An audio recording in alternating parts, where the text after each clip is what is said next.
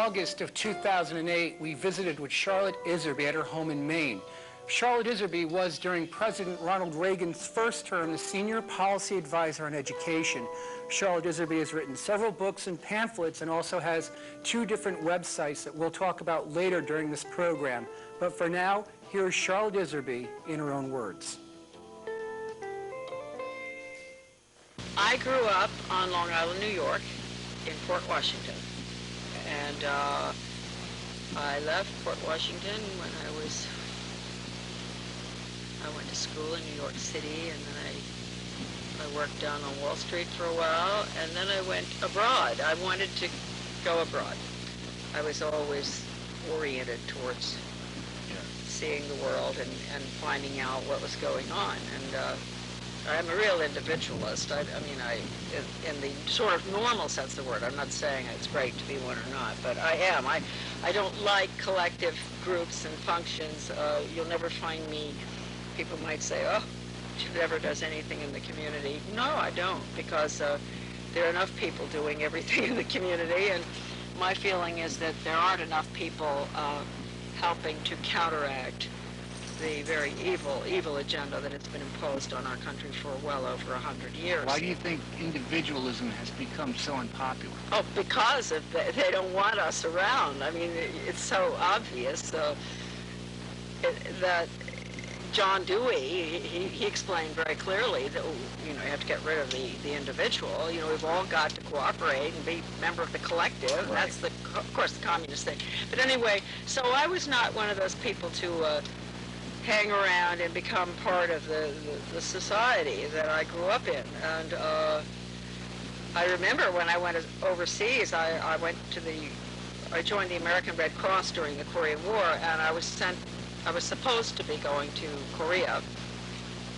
But they changed my orders at the last minute, so I went to Guam, and I was stationed at Andersen Air Force Base, where actually it's very interesting. One of the SAC bombers was very sad, went down there. I always notice Andersen when that happens, because I was there for a year, and that was very interesting to be there. There were still Japanese hiding out in the jungle. Yes. Didn't know the war was over? Didn't know, and for some odd reason, I never really clarified this, they would manage to get into the mess hall and eat their lunch or dinner. That's How they did that, I don't know. But anyway, then I went to Japan. I was stationed in Hokkaido with the Air Force there as well. That beautiful island, the island of Hokkaido. I was in Chitose. And then instead of going home the normal way, I never do anything the normal way, which would have been by plane. I had orders to go by plane. My tour was over. I went on a freighter, 3rd class, with a good friend of mine who was also Red Cross. The freighter's name was the Vietnam. And we left out of Yokohama, and we went to Hong Kong. You know, I guess we were Yokohama to Saigon. And we should have only spent 2 days in Saigon, but we spent a week because that was the beginning of the problems. The Vin Zin was the trial and all that, and they wouldn't let the ship out. They let it in. We were there a week, and that was very, very interesting, because I have to point out that prior to my going abroad, I really was very naive about politics. What I was saying is that I had a very good education about the truth regarding the political and economic situation in the Far East, which we were not being told. You know, we had people like Lattimore and Wiedemeyer, you know, all sorts of, that we were depending on for the truth coming out of, these were State Department people. But anyway, our policies were absolutely incorrect. We supported Chiang Kai-shek in the beginning, and then we pulled the rug out from under him. And we all know what happened to MacArthur, the great General Douglas MacArthur, who wanted to go through into the northern part, you know, to go up against the Chinese. Right. And they wouldn't let him do that. No, and Truman fired him and all that. So what I was getting there was a totally different story about what was going on. And actually, my friend and I, we were young and pretty and all, we would be invited up to first class to go swimming with these two young, very attractive young men who were with the UN. I think they were Scandinavian. And so one day I was sunning myself by the pool on the Vietnam, and these children just kept splashing me. And they splashed me and splashed me and splashed me, and I kept saying, don't, please, don't. S'il vous plaît, ne fais pas ça. You know, and finally, this very distinguished gentleman comes over to me and he says, Mademoiselle, he starts to talk to me about, he knows I'm American, the American role in pulling the rug out from under France in Indochina. He was the prefect for France. He was in charge of that region, France, right? And I just said, look, I happen to agree with, so we had his children go and splash me. It was just to aggravate me, you know, and I said, well, you've got the wrong person because I happen to agree with you 100%, you know. Just like now, I mean, if you, foreigners, you know, if there are any foreigners watching this film, they have to understand that the majority of Americans do not support the horrible, evil policies coming out of our government, and that have been coming out of our government for years. There is nothing new about this. So please forgive us, or forgive our government, and then you're going to say, well, why do you keep voting them in? Well, because we never have a choice. But, so I moved on, and I thought, well, I love traveling, so then I went into the State Department, and my first assignment was, well, I was in Soviet affairs in Washington for about a year, Soviet and Eastern European affairs, and that was very, very interesting. Now, did your father arrange that? How did that come about? No, I just got a job as a plain old secretary. Okay. You know, but I was good, and I got, you know, whenever John Foster Dulles had, because that was Dulles' time too. First of all, I went into Middle Eastern affairs, and I had 2 years there. Syria, Lebanon. That was very, very interesting. That was during the Suez Canal crisis. Right. And then I went into Soviet affairs, which was also very interesting. But in Middle Eastern affairs, Secretary Dulles' office always would call, I don't know, they would call the secretary's pool or something and say, send us one of your best stenographers. So they'd always call me, and I never forget one amusing incident with Golda Meir and Abba Eban, very important. I don't know whether Eban's still alive. Golda Meir is Israel, and this was a Suez Canal or something. I don't know what was going on, but all hell was, breaking loose. And we were all sitting there, and I was sitting next to Golda Meir, and Abba Eban was over there, and Dulles is there, and all of a sudden someone kicks me. I'm taking notes. And I'm kicked, and Golda Meir said, oh, I'm so sorry. She said, I meant to kick Abba because he shouldn't talk so fast.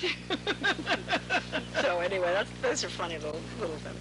And I spent enough time in the State Department in Washington to get a very good picture of the Middle East and of our relations with the Soviet Union and Eastern Europe. Then I went to, my first assignment was South Africa.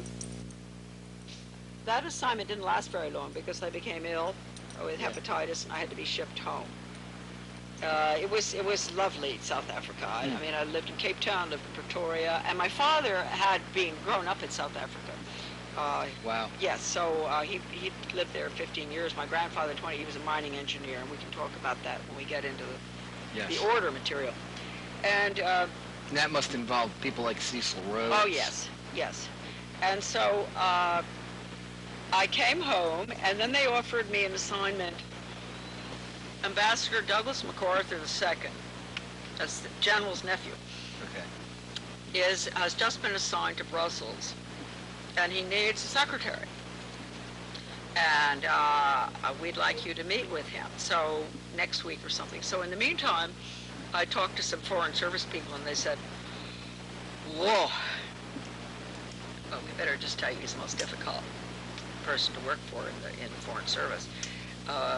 it's going to be a rough road, Charlotte, rough road for you. And I thought, well, I really would like, I love Europe, and I'd like to go to Brussels. And so I went, and actually, I really liked him enormously. I never had a problem with Doug MacArthur. He was temperamental. He was married to Alvin Barkley's daughter, Wawi, who really was a bit of a problem. And maybe that's why he was so temperamental, I don't know. But that was the Congo crisis. See, I just kept moving from getting into areas that were extremely... Volatile? Yes, volatile and important. And I was, all the cables were coming in from Leopoldville, Elizabethville, Katanga, and the reports of the UN, you know, the atrocities the UN committed down there, the nuns and all this stuff. And we'd be working until, you know, 2, 3 a.m. in the morning. I must say one thing, for State Department people can say they don't work hard. Well, they do. Even when I was in Washington, I was in the office often at 1 a.m. You know, Suez Canal, a crisis arrived, you're there. Anyway, we did work very hard. And so I spent 2 wonderful years in Brussels, and I met my husband in Belgium. My husband just recently passed away, and he was a great patriot. He was a marvelous guy, and who became an American when we moved back here. And he helped me enormously with all my work. I mean, I wouldn't have been able to do anything without him. He passed away in May, and I met him on a train. We were going skiing, and he was a big motorcyclist, and one day he turned up in the embassy after we just met on the train. We said, well, see ya. And then he came back to the embassy one day, and the receptionist called me down. There he was in his motorcycle outfit. And subsequently we were married, and we moved back. We were married in the United States. We moved back to Belgium for 6 years. He was a yacht captain, and then he bought a schooner, an Olden schooner in France, and I had one child over there, and then he sailed it across the ocean back down to Grenada in the West Indies, and he chartered from 1967 to 74, and that was a lovely part of our life. But again, we were in Grenada. Not a hot spot yet. But I could watch the activities from our house. We had this house that watched, you know, looked out over the marina. And I knew when boats were coming in that were problem boats, that when there were people coming in who were either with drugs or you know, Drugs, arms. Making problems for the Grenadians, opposed to the government, opposition groups. And finally, we left, and I remember saying to my Grenadian friends, because we still have a lot of them, really, they're wonderful people, wonderful country, you can come and stay with us when you know what hits the fan, because it's going to. The gals who worked for us told us these things. They said, you know, the Peace Corps, the American Peace Corps had people going all over the world causing trouble. And she said that she knew of some young people that were blowing up yachts. Wow. Yep. That's kind of the opposite of peace, right? Yes. The opposite of what thinks about with the Peace Corps. And I'm sure that, you know, there are many good people in the Peace Corps, and I doubt that that is their agenda, but we have to understand that there isn't a single organization, agency, whatever you want to call it, including our group here, maybe it's my dachshund who is infiltrated, but that doesn't get infiltrated. So I knew, and so we did go back, and then of course the worst Soviet regime that ever existed took ground in Grenada. And of course we didn't go in to save the students at the medical school there. We went in because of the oil lines. And also we did have big concerns about the Soviets building a submarine base at the end of the island, and I think that was true. So there I was again in a sort of a volatile place. Came back home. I don't know why we ever really left Grenada. I do know why. I thought, how can I bring up 2 young children in Grenada. What kind of an education are they going to have? Well, I should have realized that had we left them there, they would have had a very good education because the schools were based on the old English system. But anyway, so we moved to Camden, Maine. I put my children into the public schools in Camden, Maine. And then Charlotte's education really begins. I couldn't believe what had happened to my country. I'd left in 53, really. And I came back in 70. Wow, you were gone a while.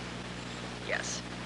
And it was like I had left, the American flag, motherhood, apple pie, all that, parades, love of country, love of family. And you're coming back to hippies and... Well, we had some hippies on ours because we did chartering. My husband, that was a charter schooner that we had. And we had hippies on our boat from time to time. Hippies often have lots of money, So we had some real radicals on our boat from time to time. Not from time to time, once. Once. And so I knew that there were problems back in the USA. But when I got back, it was just like our country had changed. It was like night and day. And then I became, because the children were going to have to go to school, I thought, well, I better find out what's going on in the school. So I innocently went over to the principal in the elementary school, and I asked him, because of my interest in foreign affairs, if I could see the social studies textbooks. Right. And he very foolishly gave me the teacher's manual. Really? And it was called World of Mankind, this social studies series by Follett. And I have to say right now that I don't know why he gave that to me. First of all, why he gave me the teacher's manual, but why did he give me a social studies textbook that actually the teachers at that time would refuse to use? Huh. But it had been selected by the school board and our new change agent superintendent. We'll get into change agents later. And because I looked at it and I couldn't believe it. It said right in the beginning, this was for the teachers to understand what the course was all about. And it just basically said, all of this, folks, is in my book, The Deliberate Dumbing Down of America. Right. I believe it's in the preface, what I'm going to say right now. Or it may be later on somewhere. But anyway, basically, it said that it was a humanistic curriculum, and it had been developed to help the first graders, mind you, and second graders, have a more open viewpoint towards different lifestyles, different views, the parts of the world, or everything. And I thought, what is this? What is this? And so then there was one little exercise in it that had the teachers taking the little tots in town. We lived in Camden, Maine, so you have captain's houses, beautiful houses right next to trailers, and we didn't have any zoning in Maine then. And so then she would say to the little tots, who do you think lives in that big house there, the captain's house with the cupola? And who do you think lives across the street in the little house or the trailer or whatever? And they'd say, well, it must be very rich people there, and I guess they're poor over there, and what do you think they eat there, and what do you think they eat, And I thought, what is going on here? This is class warfare. This is the beginning of class warfare. Is this what initially made the light bulb go off in your head, like there's something really wrong? Sort of. Or was it before this? That is what made the light bulb go off in my head. And then I went to this too. I went to a school board meeting, and I really thought that my concerns were very legitimate. And so I just said that I was appalled to see this being used. It wasn't being used yet, but he led me to believe it was, with first graders. And the newspaper picked it up. It was on the front page, and I had teachers, elementary school teachers are calling me saying, thank you so much. We Really? don't want to use that book. We put it on the bottom shelf. Good for you. Anyway, that wasn't so good for me because we had someone living with us. We had a rental in our house. We had a captain's house, and we weren't all that rich.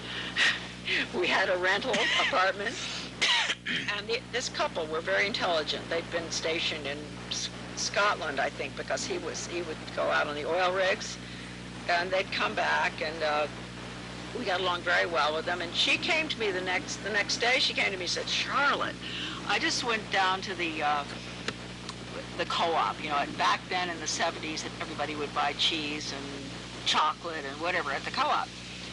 And she said, "The word is out." And I said, "What's the word?" She said, "You're a kook." Okay. And I said, "I'm a kook? Why?" And she said, "Well, evidently, the newspaper, did a pretty good job on you, and someone got the word out that you're a kook." So that's when I started thinking, something's wrong. So that, of course, is, this business, you're in it too, Kevin. Yes. We all are. It's like eating peanuts. Mm-hmm. Don't put peanuts out there in front of me. You eat one peanut, you want another peanut. 20 more. So you just end up spending your whole life eating these. Yeah. I wish this stuff did taste as good as peanuts.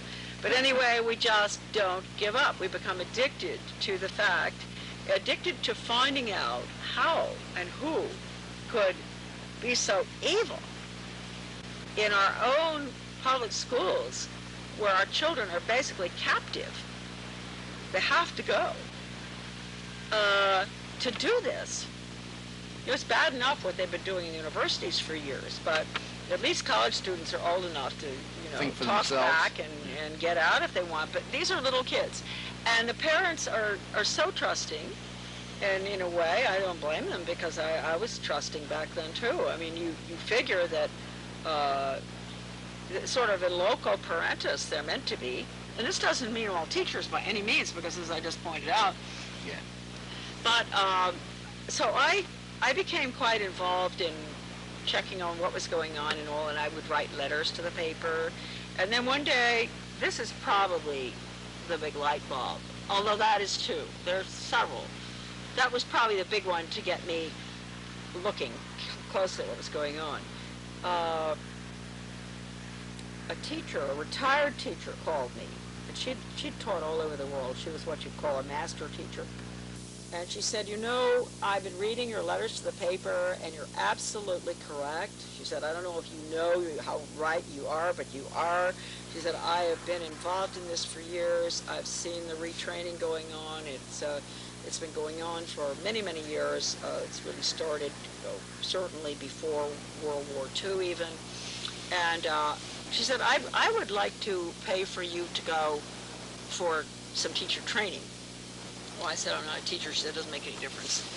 And she paid $100 for me to go to in-service training for teachers and principals in Searsport, Maine. And I went, and there were all these very normal-looking people there, nice people, like, most educators are really basically very, very good people, or they wouldn't really have gone into education. Right. And there was a book, thank heavens, a great big fat textbook type of thing that we could all, it came with $100, and it was called Innovations in Education, a Change Agent's Guide. So for all of us out there who have to hear the word change agent all the time now, as if it was a chocolate chip cookie, don't think, folks, that change agents are anything other than pure evil. And I will tell you why. And the word change, don't accept that word unless you get people to define their terms. But anyway, this was a guide. This book had about, I don't know how many different examples of true, not stories, but true situations where either a guidance counselor or a science teacher or whoever would be able to teach a course in sex ed, drug ed, or whatever. Ordinarily, one wouldn't think of these courses being geared to do anything other than to help your children not go on drugs, not to participate in sex. But isn't it just the opposite? Yes, just the opposite. So, first of all, you have these little stories of how the teacher, and these are true stories, managed to con the community into accepting it. How the teacher would go up against the resistors. Resistors. And that just blew my mind. I thought, resistors?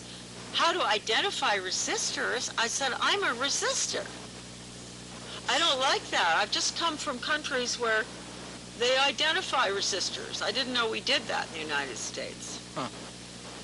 And so how was this done? How were resistors identified? Oh, well, they would be me. When I go in and say I don't like this, taking the little children on a walk in town to identify big and little houses, a program to begin class warfare. I'm a resistor. I'm resisting the changes in education, be they no grammar, no math skills, revolting sex ed, immoral whatever, you know, which it's just gotten worse and worse and worse to the point of absolute unbelievable stuff down in Massachusetts with that terrible curriculum. I don't even want to talk about it. So any parent, you know what, it's just I mean, I would say 99% of the parents in this country, if they knew what was going on, that's a big if, would be a resistor. So you've got to identify all these parents. Unfortunately, there aren't enough parents. Now, there are a lot of teachers who are resistors, too. They have, I think, been more abused, victimized than the children. We can talk about that. Yeah. You know, so I came home with my big book under my arm, and my husband, I was meant to go back the next Saturday, but I was so sickened by it that I didn't go. And he said, you know, you should have gone, and I later found out I probably should have gone because the principal from our school was there, and he said, hey, Charlotte, where were you? And he said, you really would have gotten a lot out of last Saturday because he talked about Hitler and how the Nazi system worked. Huh. And, you know, I've never asked that principal exactly what. I could have because he's the father of a very good friend of Sam's. I always wondered, but I think I just didn't want to know. Huh. I just didn't want to know what on earth they were talking about Hitler for. Anyway, then I ran for the school board. I was on school board, and I insisted on seeing all of the programs. The superintendent was a change agent out of Harvard, who admitted to me when he found out that he told me that, he said, why did you go to, he knew because I accused him of being a change agent. And he said, yeah, I am. And he said, and I said, well, I've been to courses. He said, how'd you know? I said, I've been to courses. He said, why did you go to courses? I could have taught you all you need to know. This is my Harvard educated change agent, superintendent. And I said, Tom, I don't need to go to any change agent training that you might have. All I have to do is sit across from you at a board meeting and watch you manipulate the board. Now, how is this manipulation done? What did you see? Oh, it's through semantic deception, and basically everybody probably figures that, you know, they all speak a different language that sounds so good, like basic skills. That they don't mean basic skills is understanding the Constitution is dead. Huh? That's a basic skill now. But anyway, he was very clever. What he would do, he would get agreement basically from the board with a vote to take place 6 months from then. Then they'd do all the work. The teachers would get all the training. Then he'd come back and he'd tell you that it was in. Everything had been done. And, you know, that sort of thing really bothered me. And I would ask questions, and I really aggravated everybody on the board. I mean, I was asking to see the programs. The National Diffusion Network that was a group in Maine, and every state really has that National Diffusion Network. Federally funded, values-changing, rotten programs would be developed out in the field, actually by what would subsequently become my old office, funded by what would subsequently become my old office under the Reagan administration. The worst programs you ever saw, like positive attitude toward learning, and you see always these gimmicky titles, and value changing, total value changing, no absolutes, got to get rid of absolutes. And so Maine, because we always want money here, because we're a real socialist state here in Maine, welfare state, and we would take every bit of money we could get, every program. We got a gold medal from the U.S. Office of Education for having most programs. So I was really sitting in a state that was a pilot for all the changes during the 70s and 80s, and people don't realize that most of the young people now, and those up to 50 years old, or they think that the major problems that we're having in education just sort of started fairly recently, and that it's the school to work agenda, that no longer do they have ABCD, their group grades and all this. They think right. these problems, they don't realize that we fought the big battles regarding destroying our children's values were fought in the 60s and 70s, I would say, and into the 80s. And those programs were very destructive. And I would never go up against a program unless I'd actually taken the training. I went to, Sidney Simon was a very important person, sociologist, who developed his values clarification, right. which is nothing more than values destruction. And he came up to Maine to do a conference, and I went to go through the in-service training because I wanted to see what it was. So, folks, don't ever talk about anything unless you've sort of been through it yourself. This is a perfect example of how to destroy values. So during that particular in-service training, he talked about how if a young man decides to be a priest, and he comes from a family, a Catholic family, and from very young age, he's been encouraged, to go to church and the Catholic catechism and all this and that. His decision to become a priest is not legitimate because he hasn't made that decision on his own. He's been influenced by these evil people like his family or whatever. Huh. And I thought, oh, well. So we had lunch. It was a big buffet at the Holiday Inn, and I was right behind him, and he picked, for dessert, he had lemon meringue pie. And I said to him, I put on his shoulder, I said, did your mother used to make lemon meringue pie for you? He was really taken aback. He said, yes.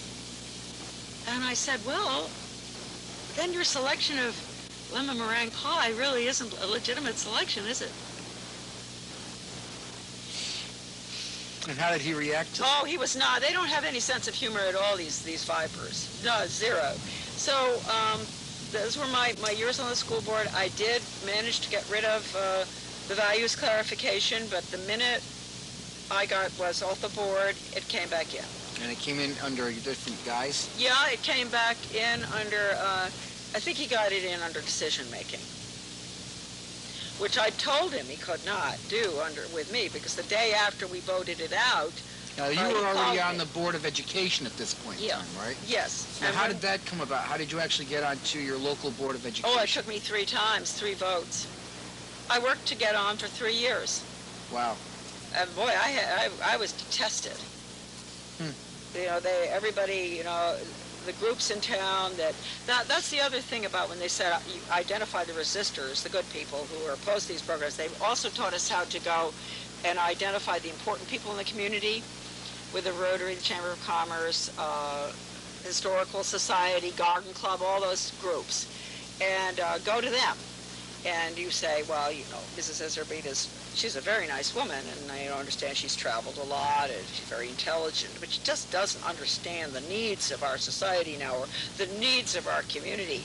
And, you know, we hope that you will support us in putting this particular program in. We need a new guidance program, or we have a real problem. And you know what? Every time, if you check to see where they put these programs, we always thought this was quite amusing. It was usually where there was no problem. You didn't have a lot of kids who were fooling around with sex. You didn't have a lot of kids who were having drinking problems or drugs. And that always interested me until I found out that the purpose, basically, was to create the problem. And the reason the way I found that out, it's in here. One day I was I was just fortunate enough to get a hold of the guidance counselors, the National Guidance Counselor Association's journal called The Counselor or something. And it was a special edition on death and death education. And in there, I wonder why they admit these things, but really it is sort of strange that anybody would have found this, except me. In there it said, we will use death education to change the students' attitudes and values about death and dying, the same way we used sex education to change their attitudes and values regarding sex and various sexual practices. And I went, ah! Cat's out of the bag, right? I mean, how? That was the most dynamite part. Because enough of us by that time, when I got this information out, knew what the results had been. Absolute catastrophe, as I just said. You know, they'd go into towns where there was no problem, and they'd create the problem. And then they'd need more people to deal with it, more guidance, more this, more that. And then they'd take money away from the programs they wanted to get rid of, like, well, we haven't had history for many, many years, but math skills, reading skills, etc. And so that's why I say deliberate. Yeah. Totally deliberate. So anyway, yes, 3 years on that. And then after I got off of the board, a very wonderful woman here in Maine, who was a public school teacher herself and a nurse, retired, she moved up to Maine from Connecticut. And she's very bright. And she had been told that I was, you know, she was down in Cushing, and Cushing, Maine was the pilot for the comprehensive health education being put into Maine, and with something like $1 million from the Kellogg Foundation. Yeah. And I got a hold of all the documents. I don't know how. They all landed in they came out of California. It was called the Berkeley model. Berkeley, California model. But anyway, so when I got off the local school board, when I was voted off of it, as I said, all the things that I had done, I got 5 minutes of grammar a day. 5 minutes a day of grammar, if you can imagine, when we should have been getting a half an hour, perhaps. Yes. But they just didn't want to do it, and they were just giving in to Charlotte. And I got rid of the values clarification. I managed to get a pretty good math program in, and a few things. But when I left, everything was dumped that I had done. And he continued on his merry way. But let me make a point, because this is really rather interesting. For people who feel that they shouldn't go up against these change agent superintendents, this particular fellow, I found out later through someone else, where he said that the only person that he respected in our community was Charlotte. Because he viewed you as a worthy opponent, perhaps? Yes, and I knew what I was talking about. Yes. And at one board meeting, he said, luckily it wasn't too loud, so the media didn't hear it. He said, we were all of us in this discussion, and he and I were really doing most of it. He finally said, sort of under his breath, Charlotte, look, why can't you and I just discuss this later in the week or something, because nobody else understands what we're talking about. And, so for those people listening to this, good parents out there, you have to understand that you understand probably very well what he's talking about. Often school board members don't ask questions, don't do their homework. You've probably done much more homework than the school board members have. And your superintendent might just, be interested in having a talk with you if you bone up on what the subject is. That doesn't mean he's going to change his mind, but don't feel intimidated. Do your homework. And after you've seen this video, you will have plenty to go on. At least I hope that you will feel that you have adequate support for your views. There's two things I'd like to first have you talk about. A lot of what you're talking about right now involves a lot of the Hegelian dialectic and a lot of what we call chi, problem, reaction, solution. Yes. Goes back to Plato and the Republic that he wrote 2,400 years ago, what he called the Third Way. Right. Can you get into that a little bit and clarify that for people who are watching at home? Yes. We can do the seven-pronged fork later, but I do think the dialectic is very important, the Hegelian dialectic, and don't get thrown off by Hegel's name. It could be Smith's or anybody's, a German philosopher. And in order to, he took that from this goes all the way back to Plato, and even before that. And Fabian socialism. Yes. Back to Plato, yes. The dialectic is this. If you want something, and you know you can't get it the normal way, you have to create a problem in order to get people to scream. Then you can pretty much come in with your solution, whatever you want, and get people to accept it. You have to be clever about it. But let me give you an example, because this is true. When I was first married, I threw a red sweater of mine in with my husband's white shirts. And my sweater ended up the size of a postage stamp, and his shirts were pink. And from that time on, my husband never let me do laundry again. And my two sons... Don't give my wife any bright ideas. You've met both of them. They'll tell you. They saw that their father didn't let Mom do the laundry. And so they wouldn't let me do the laundry, and that was just dandy for me. I didn't have to. Now look, if I had wanted never to do laundry again, right, isn't that what I would do? I would create the problem. I would just throw a red sweater in with white shirts, and that would upset whoever, and they would say, you're not allowed to do laundry anymore. Well, so my feeling, and I often tell this story when I give. I don't travel that much anymore, but I always used to, people love that, and they understand that.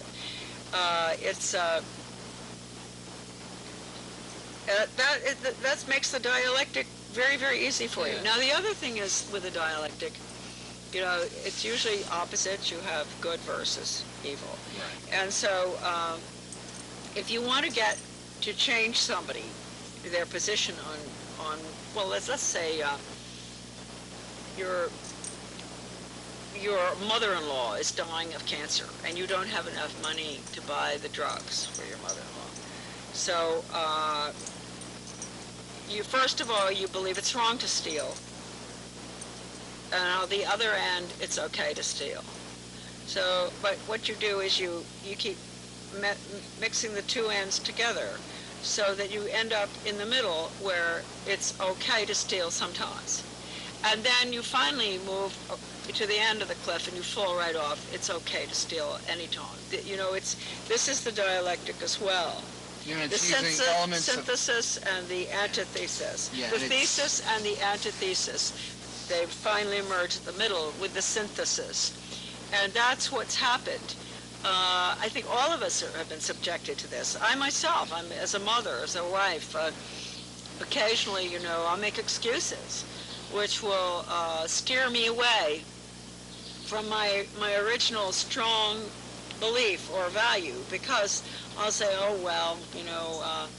the world's changing, and all the kids do this sort of thing nowadays, Right. and I can't really be that strict or one thing or the other. Well, I mean, I'm just as guilty of it as anybody else, but not to the extent of so much of the leadership in our society, right?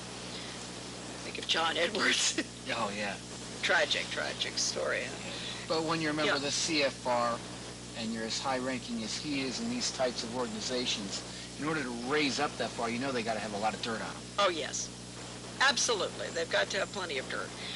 So we will get to the seven-pronged fork, which I think just... Could you also define for us, you've been talking about change agents and all that. Yeah. Can you just give us a brief, good working definition of what one is? Because then people who are watching this, maybe later on in their own communities, wherever they are, they can go, there's a change agent. Yeah, well, ordinarily, I don't want to forget to deal with the Guardians of Education, the health Yes. education curriculum, too, right after, because that does... It has kind a of lot to do with flows that. into it. Yes. A change agent, he or she could be a member of the community even. Doesn't have to be a superintendent or a minister or a doctor. A superintendent, a change agent can come from any group, entity, any organized group, health or religion or law or education or whatever. Our whole world is presently being manipulated by individuals who are known as change agents. And most people really didn't hear this term prior to Bill Clinton getting in office. He used it, Hillary has used it. Prior to that, we had to go out, and the tragedy with this is that most people did not understand the way they use this word, that it's a bad thing.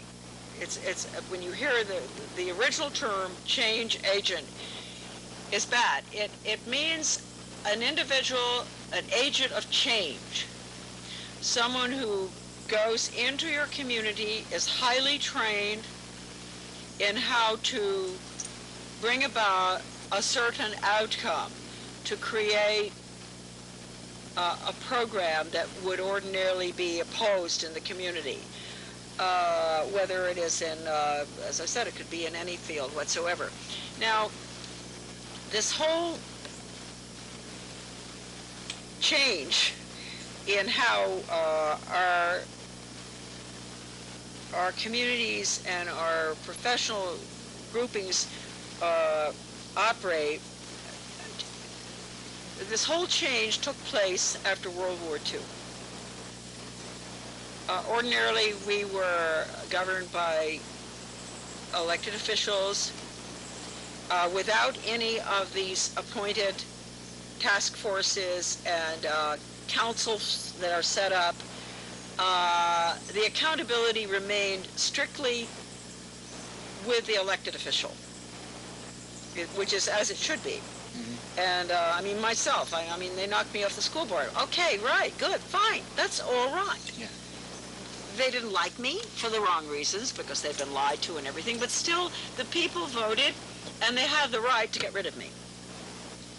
But these people were making decisions now and presenting their reports. This is a very important subject that I'd like to go into more depth later, because Sure. Our whole form of government is shifting gradually, so that eventually we will have nothing but unelected councils running our country through the regional government system. But the change agents had to come about first. And they became very influential in redirecting Americans' thinking in regard to whatever, education. Let's especially stick with education. After World War II. And many of them came out of the Office of Strategic Services during World War II. And one of the leading ones was German, Kurt Lewin. And how they managed to get the funding, I think the National Education Association was the first one to come up with the funding for the National Training Laboratories. And the first laboratory, it always amazes Mainers when I tell them this, was established in Bethel, Maine. And now these laboratories are all over the world. They have a big one in New York, in Washington, D.C. I know they have them in Europe. And it's all part of the sensitivity training movement, Esalen, the group process, etc., the goal of which is to surreptitiously, to train individuals to surreptitiously get programs approved by the innocent, unsuspecting members of the community who have been accustomed in the past to elected officials making decisions and being able to vote yes or no and not have their votes taken away from them by task force reports, etc., with big gold stamps on them. Well, we've been chased in by a very strong storm that's come through here in Maine, and we're still sitting here with Charlotte Iserby, and we're going to be taking a different look at some other subject matter. And I wanted you to talk about first your father and his significance in your life and to what it is we're talking about today. All right. My dad, Clifton Thompson, was the son of Samuel C. Thompson, and the family came from Pottsville, Pennsylvania, originally, and goes way back to the pre-revolution when they came over from Scotland. And I really do believe that they were Masonic. The Thompson family had real Masonic connections as well. But I knew nothing about this when I was growing up. I had no idea what a Mason was. The Order of Skull and Bones was just something that was never really talked about in the house. Right. The only thing that ever sort of related to the Skull and Bones was the clock that is now out in the studio. My father had, each member was tapped for Skull and Bones in their junior year when when they get married, they get a clock. And it has the number, my dad's number is on the pendulum in it. And the only thing Dad ever really said that I thought was sort of weird was, you've got to keep the clock wound. Don't let the clock ever stop on its own. And so we were always making sure the clock was wound. My father was never in any position for making policy, good, bad, or indifferent. He was just a lawyer. He was the mayor of the town. He was a conservative. He went to church every Sunday. He was an Episcopalian. He was a wonderful, wonderful man, and I just adored him. And he never was involved in anything like they would have been. In fact, he was a lawyer for a French corporation during the war, and he found out that they were dealing with the Nazis, and he quit.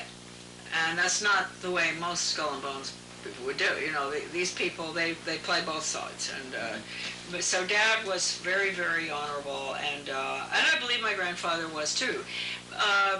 But then there was this other gentleman who was also not involved, who I was very fond of, and he would visit often, and my husband and I even met with him in Brussels, after we were married. And he was never, so what I'm trying to say here is that just because someone is with the order doesn't necessarily mean that they are at all involved. Now, they've got to know what it stands for. It's a secret society. It's just like the Masons or any other secret society, and they're sworn not to say a word. I mean, Dad did say that to us, that this is something that was never to be discussed, that we know. Now, at the end of his life, this is a funny year. My dad was dying of cancer down in New Jersey, and my sister and I took care of him. And she'd take 2 months and I'd take 2 months or something. But I was down there most of the time, and we, at that time, I had been very involved in trying to get the regulations adopted for the Protection of Pupil Rights Amendment, to protect the children against all the things that we've been talking about today, right? And that bill did pass in 1978, the Protection of Pupil Rights. Did pass, but the amendment. But it had to have regulations. So when I got into the department, during my brief stint there, I was very involved in getting regulations written. And after I got out, I contacted Phyllis Schlafly, and sort of I was really the one who got Phyllis moving on education. And we held these hearings, regional hearings. The government held these regional hearings to take testimony from parents and teachers all over the country. And Phyllis, which was good, she put all the hearings into this book. It's a very important book. People should, who do go to my book, The Deliberate Dumbing Down of America, if you go to my website, deliberatedumbingdown.com, you can read that book. It's a free download. Child Abuse in the Classroom. And that summer, we worked all the time on the phone, Phyllis and I. And we were talking about everything. So my father had to listen to, because the phone was downstairs, and we had put a separate bedroom for him down next to the kitchen. And we had that built on because it was a very old 1750 English farmhouse. And he was upstairs before. And finally, after having heard that, about a month before he died, he looked at me and he said, maybe it was after a phone call with Phyllis, I don't know, Char, if I had the time, I'd help you. And I think that was, because at one point, when we were talking about global education and world government and all this and that, I can't believe this. My father was such a conservative, such a patriotic guy, everything. And I was talking about world government, and he said, well, I don't think it's ever really going to happen, and what's so bad about that? And I looked at him and I said, what happens? What constitution are we going to have? And he looked at me, he said, oh, he had a cigar. He took a cigar. He said, well, we'll take care of that when the time comes. And I said, oh, really? And I think that got him thinking.